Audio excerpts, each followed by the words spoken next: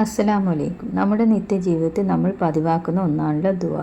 ഈ ദുആ അള്ളാഹു സ്വീകരിക്കുന്നുണ്ടോ എന്ന് നമുക്ക് നോക്കിയാലോ. നമ്മുടെ ദുആ അള്ളാഹു സ്വീകരിക്കാത്തതിൻ്റെ 3 പ്രധാന കാരണങ്ങൾ നോക്കാം. നമ്മൾ എന്ത് നല്ല കാര്യം ചെയ്യാൻ പോകുമ്പോഴും ബിസ്മി ചൊല്ലുക.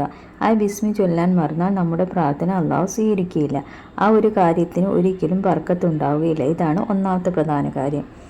രണ്ടാമത്തെ കാര്യം എന്ന് വെച്ചാൽ ഒരു വ്യക്തി ഒരു നല്ല കാര്യം തുടങ്ങുമ്പോൾ അൽഹംദുലില്ലാ എന്ന് പറയുക. അള്ളാഹുവിന് സ്തുതി എന്ന് ചൊല്ലിയില്ലെങ്കിൽ ആ കാര്യത്തിന് ബർക്കത്തുണ്ടാവുകയില്ല. നമ്മൾ പലപ്പോഴും ദുആ ചെയ്യുമ്പോൾ അൽഹംദുലില്ലാ ചൊല്ലാൻ മറന്നു പോവുകയും ചെയ്യുന്നത് ഇതാണ് രണ്ടാമത്തെ പ്രധാന കാരണം. ഒരു വ്യക്തി ദുആ ചെയ്യുമ്പോൾ നബി സല്ലല്ലാഹു അലൈഹി വസല്ലമയുടെ പേര് സ്വലാത്ത് ചൊല്ലിയില്ലെങ്കിൽ ആ ദുആ അള്ളാഹു സ്വീകരിക്കുകയില്ല. ഇതാണ് മൂന്നാമത്തെ കാരണം.